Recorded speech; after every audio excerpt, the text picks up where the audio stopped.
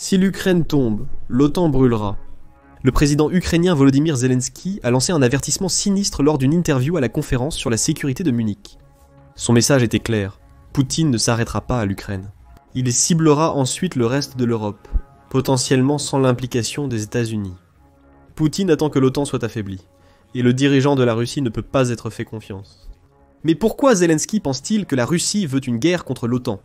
Qu'est-ce qui permettrait à cette guerre de se produire ? Et quel serait le véritable résultat de cette guerre ? Nous commençons par les commentaires de Zelensky. Lors d'une conférence de presse à Munich, le président ukrainien a déclaré que Donald Trump a le pouvoir d'inciter Poutine à négocier un cessez-le-feu. Cependant, on ne peut pas faire confiance à Poutine. Même s'il vient à la table, avec l'Ukraine impliquée, il a toujours des désirs expansionnistes, et il pourrait rompre les conditions d'un cessez-le-feu à tout moment. Si cela se produit, ce sera un signe que Poutine n'est pas prêt à s'arrêter à l'Ukraine. Le reste de l'Europe, qui représente la majeure partie de l'OTAN, sera le suivant. Nous croyons que Poutine va faire la guerre à l'OTAN, a déclaré Zelensky aux journalistes, en plus de suggérer que le dirigeant de la Russie attend une OTAN affaiblie. Comment l'OTAN pourrait-elle être affaiblie ? Par la possibilité que les États-Unis d'Amérique envisagent de retirer leur armée d'Europe. L'avertissement de Zelensky est double. L'Europe ne peut pas se fier à Poutine pour tenir parole, ni compter sur les États-Unis pour la secourir s'ils visent au-delà de l'Ukraine. Je ne sais pas s'ils veulent tous 30% de l'Europe. Personne ne sait, mais ce sera possible. Le dirigeant ukrainien a évoqué un scénario où l'Ukraine s'effondrerait sans l'aide des États-Unis, selon ses propos. Les propos rappelaient ceux de Zelensky à la conférence sur la sécurité de Munich, où il a averti les dirigeants européens que les États-Unis pourraient refuser d'aider l'Europe sur des enjeux menaçants. Il semble donc que deux conditions doivent être remplies pour que la Russie fasse la guerre à l'OTAN. Les États-Unis doivent soit quitter l'OTAN, soit refuser d'aider leurs alliés si une invasion russe déclenche l'article 5, même si cela va à l'encontre de la charte de l'OTAN. Deuxièmement, Poutine doit avoir le désir de revendiquer plus d'Europe s'il réussit en Ukraine. La question est simple, ces deux conditions pourraient-elles être remplies ? La réponse courte est oui. Il est possible que la Russie fasse la guerre à l'Europe sans intervention des États-Unis.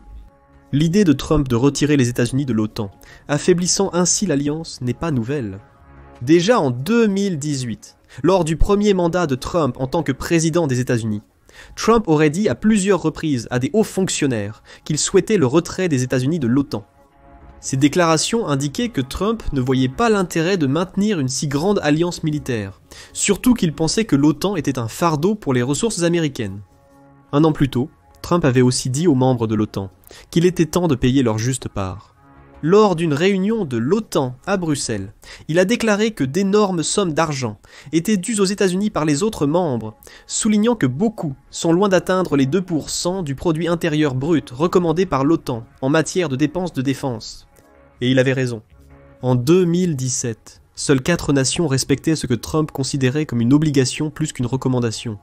L'Estonie, la Grèce, le Royaume-Uni et les États-Unis étaient les seuls pays à dépenser plus de 2% de leur produit intérieur brut pour la défense, les États-Unis étant le plus grand dépensier à 3,31%. En ce temps-là, moins de 14% des 29 membres de l'OTAN respectaient la recommandation des 2%. Trump menaçait à l'époque de retirer les États-Unis si les alliés ne payaient pas davantage. L'OTAN a changé de cap, avance rapide à 2024 et l'OTAN s'est élargie pour inclure 32 membres. Parmi ces membres, 23 atteignent l'objectif d'au moins 2% du produit intérieur brut dépensé pour leur défense. Le bilan n'est pas parfait. Environ 2/3 des alliés de l'OTAN atteignent l'objectif, mais c'est bien mieux que les 14% de 2017, suggérant que Trump obtenait ce qu'il voulait. Les alliés américains de l'OTAN commençaient à dépenser à des niveaux similaires aux États-Unis en termes de produit intérieur brut. Le problème pour l'Europe est que Trump n'a peut-être pas changé ses vues sur le départ des États-Unis de l'OTAN, ce qui pousse Zelensky à avertir que la Russie se prépare à faire la guerre à l'Alliance. Selon le journal de la défense du Royaume-Uni du 14 février, John Bolton, ex-conseiller à la sécurité nationale des États-Unis sous Trump, a fait des commentaires durant le premier mandat présidentiel de ce dernier. Il insinue que Trump change maintenant de cap pour laisser la possibilité aux États-Unis de quitter l'OTAN. Lors de son premier mandat, il a reproché aux Européens de ne pas consacrer 2% de leur produit intérieur brut à la défense. Maintenant, il dit que vous devez dépenser 5% du produit intérieur brut en défense, a déclaré Bolton. Il fait référence aux propos de Trump début janvier 2025 lorsqu'il a déclaré que l'OTAN devrait avoir un objectif de 5%. Trump a dit qu'ils peuvent tous se le permettre, mais ils devraient être à 5%, pas 2%. Notez que Trump n'a pas dit nous ici. Il a décrit l'OTAN comme une entité distincte des États-Unis, suggérant que les autres membres devraient atteindre un nouvel objectif de 5% dont l'Amérique est exemptée. Les États-Unis ne dépensent pas non plus 5% de leur produit intérieur brut en défense, le pays atteignant 3,4% des dépenses du produit intérieur brut en 2024. Cela le place à peu près au même niveau que l'Estonie, également à 3,4%, et assez loin derrière la Pologne, qui a dépensé 4,1% de son produit intérieur brut pour son armée. Bolton approuve en partie les commentaires de Trump. Il estime que les États-Unis ne dépensent pas suffisamment dans un monde complexe. Cependant, il souligne aussi que 5% peut être un objectif intéressant. Je soupçonne qu'il n'y a presque aucun pays en Europe, peut-être les pays baltes, et la Pologne et quelques autres, qui iront à 5%. Donc, dans une année sans incident, Trump pourra dire que l'OTAN est inutile comme il l'a toujours affirmé. Je pars. En somme, Trump a repoussé les limites de dépenses. Pour que davantage de pays européens de l'OTAN atteignent le but de 2%, il le fait pour retirer les États-Unis de l'Alliance. Il n'y a qu'une seule grâce salvatrice pour les membres européens de l'OTAN. Le Congrès américain se positionne comme le garant du maintien de l'Amérique dans la coalition. Toute décision de départ doit d'abord être approuvée par le Congrès avant de se concrétiser. L'ancien président Joe Biden a inscrit cette exigence dans la loi d'autorisation de la défense nationale de 2024 peut-être, pour se préparer subtilement à une éventuelle présidence Trump. Le problème est que la loi n'est pas étanche. L'affaire n'est pas close, selon Scott Anderson, chercheur à la Brookings Institution et rédacteur en chef senior de Lawfare. Le Congrès vous interdit de faire cela. Si vous l'ignorez, vous devrez nous affronter devant les tribunaux. C'est là que réside le problème, dit-il. Selon Anderson, pour saisir les tribunaux, il faut une partie ayant qualité pour agir, comme le Congrès.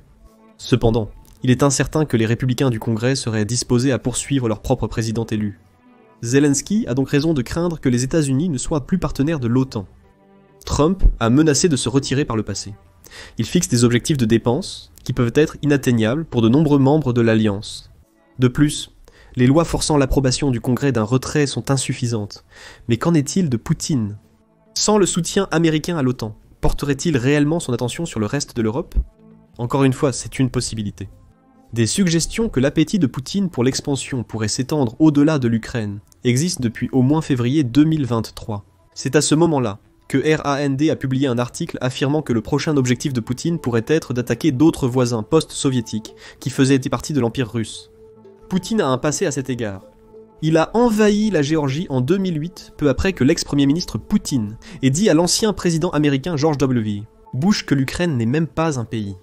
Poutine a envahi la Crimée en 2014, puis a lancé son opération militaire spéciale contre l'Ukraine en 2022. La même année, il a aussi dit que les Kazakhs n'avaient jamais eu d'État, mais sa revendication la plus inquiétante est survenue en 2016. Le président russe a affirmé que la frontière de la Russie était sans limite. En mai 2024, Philip Reeves de l'édition matinale de National Public Radio a noté que beaucoup en Estonie craignent que Poutine puisse les cibler ensuite s'il reste victorieux en Ukraine. Poutine pourrait chercher à tester l'OTAN et l'article 5 en entrant dans les pays baltes, malgré le risque de déclencher une guerre nucléaire, a affirmé Reeves, notant que les Estoniens protestaient contre la guerre de Poutine en Ukraine devant l'ambassade de Russie à Tallinn, en Estonie à l'époque. Environ un quart de la population estonienne est d'origine russe, ce qui pourrait servir d'argument à Poutine pour revendiquer l'appartenance de l'Estonie à son pays. L'Institut Freeman Spogli, pour les études internationales, note également que Poutine pourrait être tellement déterminé à s'agrandir qu'il envahirait même les nations européennes de l'OTAN, même si les États-Unis restent membres de l'Alliance. Personne ne sait ce que Poutine ferait après une éventuelle victoire contre l'Ukraine. Bien que les analystes minimisent la possibilité d'une attaque contre un État balte comme l'Estonie, Poutine a déjà surpris le monde par le passé. Il l'a fait quand il a envahi l'Ukraine. Pire encore, selon l'Institut, Poutine n'aime pas l'OTAN et ne craint pas une attaque de l'Alliance. Au contraire, il est frustré que l'OTAN le contraint et l'empêche de restaurer ce qu'il considère comme la véritable Russie. Il est déjà engagé dans une guerre hybride avec de nombreux pays de l'OTAN, utilisant désinformation, sabotage et cyberattaques pour obtenir ce qu'il veut. Irait-il jusqu'à utiliser la force militaire ? Peut-être que si la Russie bat l'Ukraine, il y a quelques années pour reconstruire ses capacités militaires, et si Trump a retiré les États-Unis de l'OTAN d'ici là, la possibilité que Poutine donne suite à ses désirs expansionnistes devient beaucoup plus élevée. L'Ukraine considère cela comme une éventualité. En octobre 2023, Le président Zelensky a déclaré que Poutine envisage divers scénarios pour les années à venir, tout en soulignant 2028 comme l'année potentielle où Poutine attaquera une nation alignée sur l'OTAN. Zelensky a déclaré que si la Russie est autorisée à s'adapter maintenant, en 2028, le Kremlin pourra restaurer le potentiel militaire détruit par l'Ukraine et aura assez de pouvoir pour attaquer les pays au cœur de l'expansion russe. Comme beaucoup avant lui, Zelensky a souligné que les États baltes d'Estonie, de Lettonie et de Lituanie étaient particulièrement à risque. Selon Zelensky, c'est une information claire de notre intelligence. Le facteur Trump est aussi à prendre en compte. Au-delà de la possibilité que Trump puisse retirer les États-Unis de l'OTAN, le président américain a envoyé des messages plutôt mitigés à l'Ukraine ces dernières semaines. Le président ukrainien a eu des conversations avec Trump, au cours desquelles il a averti le président américain que Poutine est un menteur. Poutine ne veut pas de paix, a dit Zelensky à Trump. Selon le président ukrainien, Poutine a un peu peur de Trump, ce qui pourrait être un levier que Trump pourrait utiliser pour pousser Poutine vers des négociations de paix. Le Kyiv Post souligne également que les États-Unis, les responsables ont assuré à l'Ukraine que l'Amérique ne se lavera pas simplement les mains du sort de l'Ukraine après avoir passé 3 ans à lutter contre la Russie. Tous ces éléments semblent être des messages pro-Trump et pro-Ukraine, mais le 18 février, Trump a également tenu des prétendues discussions de paix avec Poutine en Arabie Saoudite, sans aucune implication ukrainienne. Pour l'Ukraine, ce serait comme les États-Unis. Les États-Unis tentent d'exclure l'Ukraine des accords en cours de négociation, contrairement à leurs affirmations précédentes de ne pas laisser l'Ukraine derrière. Trump a même été cité comme étant déçu par la réaction de surprise de l'Ukraine de ne pas avoir été invité au pourparlers, Trump disant également que Zelensky aurait pu conclure un accord plus tôt dans le conflit. Je comprends leur contrariété de ne pas avoir de place. Ils en ont une pendant 3 ans et bien avant. Cela aurait pu être facilement réglé. Trump a semblé blâmer l'Ukraine pour le conflit, ajoutant qu'il n'aurait jamais dû le commencer et qu'ils auraient pu conclure un accord. Est-il surprenant que Zelensky avertisse désormais les membres européens de l'OTAN d'une menace imminente? Selon les services de renseignement ukrainiens, beaucoup pensent que Poutine envisage d'envahir les États baltes après l'Ukraine. Trump envoie des messages contradictoires à Zelensky, et un retrait américain de l'OTAN reste une possibilité. Si cela arrive, la menace nucléaire de l'OTAN baisse fortement. Seule la France et la Grande-Bretagne pouvant frapper la Russie avec l'arme atomique, facilitant une guerre russe contre le reste de l'OTAN. La question est maintenant simple. L'OTAN est-elle prête pour cette guerre? Cela dépend de qui vous demandez. En juin 2024, le journal de la défense du Royaume-Uni a comparé une OTAN sans les États-Unis à la Russie dans une analyse approfondie. Il a souligné que la force combinée des membres de l'OTAN sans les États-Unis dépasse largement celle de l'Ukraine lors de l'invasion russe en février 2022. Sur le front du personnel, l'OTAN sans l'Amérique compte 1 500 000 militaires actifs, ce qui correspond bien aux 1 032 000 soldats actifs que la Russie a actuellement. Il convient également de noter que la Russie a utilisé plus de 862 000 troupes en Ukraine, laissant une armée principalement composée de conscrits inexpérimentés, de mercenaires contractuels et même de soldats d'autres pays comme la Corée du Nord. Selon le journal, l'OTAN a accès à une technologie plus avancée que celle de la Russie. Les membres de l'OTAN en Europe ont investi massivement dans les avions de nouvelle génération, les défenses cybernétiques et les munitions guidées avec précision, ce qui fait de l'ensemble un adversaire viable et puissant pour la Russie. Cela suppose que les membres de l'OTAN répondront militairement si Poutine attaque un autre membre, comme l'un des États baltes. Néanmoins, cette version de l'OTAN ferait aussi cruellement défaut aux États-Unis.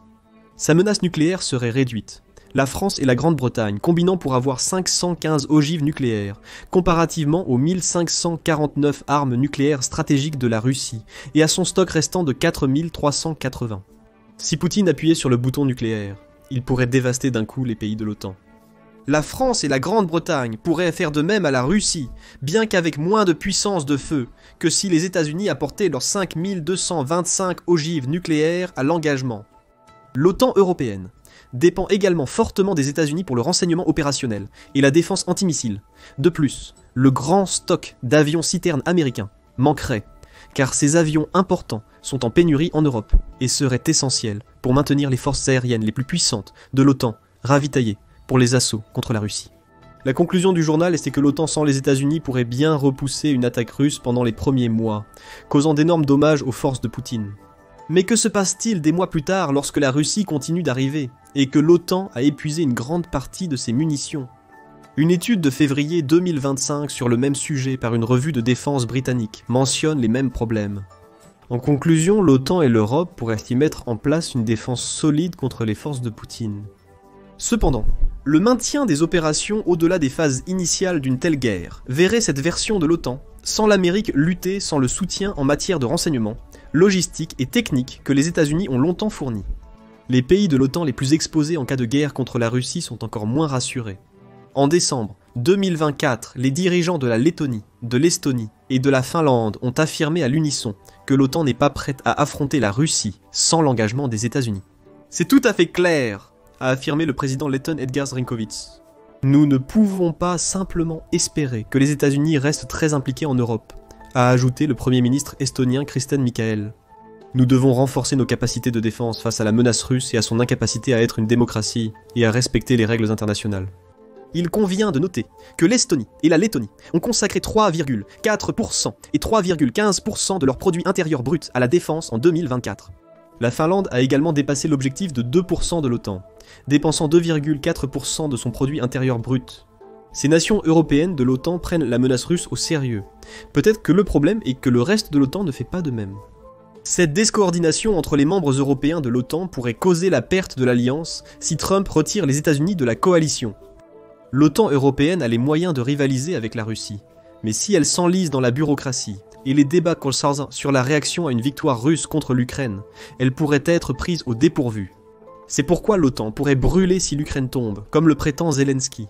Alors quelle est la solution ? Le président de l'Ukraine pense en avoir une, la formation d'une nouvelle armée européenne. Je crois vraiment que le moment est venu. Zelensky a déclaré aux journalistes à la conférence sur la sécurité de Munich que les forces armées européennes doivent être créées. Le président ukrainien a longtemps plaidé pour une force européenne unifiée, avec peu de résultats. Les détails sur la force restent flous, ce qui complique la tâche des membres européens de l'OTAN. Le directeur de l'Institut Royal United Service, Matthew Saville, suggère qu'établir une force de dissuasion terrestre de 100 000 à 150 000 soldats pourrait répondre efficacement à toute nouvelle agression russe, en particulier si un cessez-le-feu est atteint en Ukraine. Cependant, Saville estime que sans l'engagement des États-Unis, il serait ardu de convaincre les pays éloignés de la Russie de déployer autant de troupes, risquant d'affaiblir leur propre défense. Saville propose aussi une force de déclenchement plus réduite que la force de dissuasion, mais comprenant toujours des dizaines de milliers de soldats européens déployés sur les lignes de front critiques. Ce contingent servirait d'unité de réponse rapide, dissuadant de nouvelles avancées russes, et garantissant que toute attaque déclencherait une réaction militaire européenne plus large. Jamie Shea, ex-conseiller de l'OTAN, admet les défis de l'Europe pour rassembler ses forces, mais insiste sur leur importance pour contrer la menace russe en Ukraine. Il plaide pour une force active de 50 000 soldats, opérant en rotation sans faille, nécessitant un engagement total de 150 000 troupes pour maintenir une présence dissuasive continue.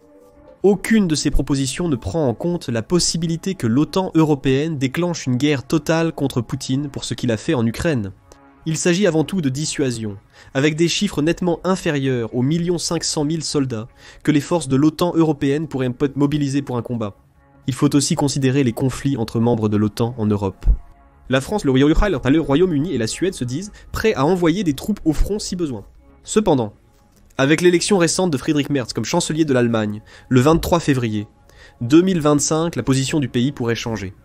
Merz a souligné la nécessité pour l'Europe de renforcer ses propres capacités de défense, exprimant des doutes sur l'avenir de l'OTAN dans sa forme actuelle.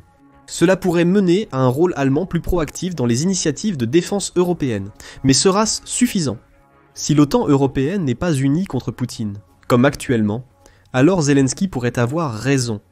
Sans l'implication des États-Unis, l'OTAN pourrait s'effondrer et perdre une guerre contre la Russie, non par manque de soldats ou d'équipements, mais à cause d'un manque de coopération et de la perte du soutien américain en renseignement et logistique. Mais que pensez-vous des chances de l'OTAN contre la Russie ? Les États-Unis quitteront-ils l'Alliance, abandonnant l'OTAN européenne à son sort ? La menace pour l'OTAN est-elle aussi pressante que l'affirme Zelensky ? Partagez vos avis en commentaire, merci d'avoir regardé.